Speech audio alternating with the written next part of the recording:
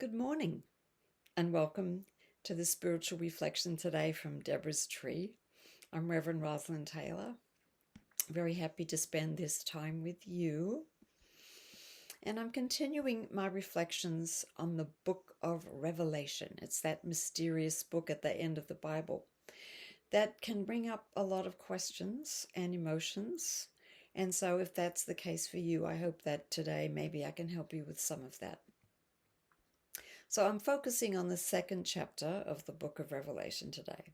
And in the second and third books of Revelation, there are letters to 7 churches and are written by the Spirit, dictated by the Spirit. And a repeated feature of these letters to the churches is a promise of what will be given or what will be done to the one who overcomes. So I want to just focus on that idea of the one who overcomes. So in chapter 2, verse 7, to the one who overcomes, I will give the right to eat from the tree of life, which stands in the paradise of God. And in the second letter, the one who overcomes will not be destroyed by the second death. And in the third letter, to the one who overcomes, I will give the hidden manna and a white stone, a stone with a new name written on it, known only to the person who receives it. And then in the fourth letter, and to the one who overcomes and keeps my ways until the end, I will give authority over the nations. You will rule them with an iron scepter. You will shatter them like pottery, just as I have received authority from Abba God, and I will give you the morning star.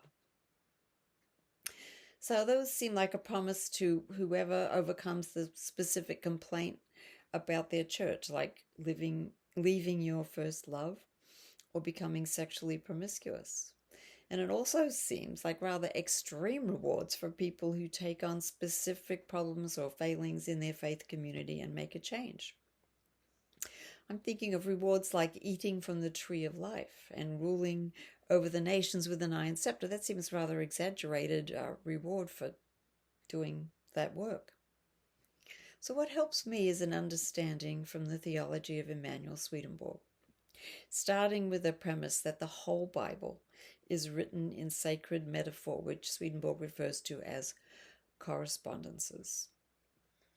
And so these promises being in the Bible would be no exception.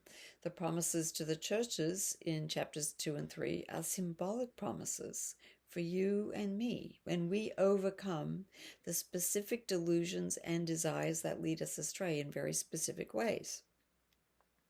So, just like the churches in the letters, our minds are spiritually healed and take on a healthier form when we overcome whatever is making us spiritually unwell. So, what seems to be extreme rewards have specific metaphorical meaning for your life and for mine. And I'm hoping that these meanings that I can draw out today are helpful in your life.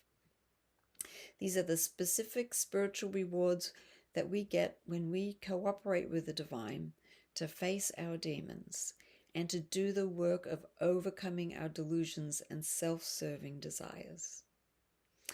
So here's a way that these promises might show up in your life. When you start welcoming more positive thoughts and motivations from the divine, that's when you're eating from the tree of life. When you remain standing even one time during your spiritual struggles, then you have avoided the second death, meaning the death of your spirit. When you try your best to align your life with your best understanding of how the Divine One wants you to live, and when you're helpful to other people, that's when you've received hidden manna and a new white stone. And when you continue grappling with your inner demons, you can slowly become a shining morning star of truly spiritual wisdom. But, of course, overcoming takes time and effort, sometimes a long time and sometimes painful effort. And the rewards that the letters promise are also not immediate, but they are a promise of the end result. So my prayer for you today is that by looking at those promises through the lens of sacred symbolism, you will be strengthened in the hope that you can actually be one of those who overcome, and that you can actually enjoy the rewards that are offered to the angels of the churches.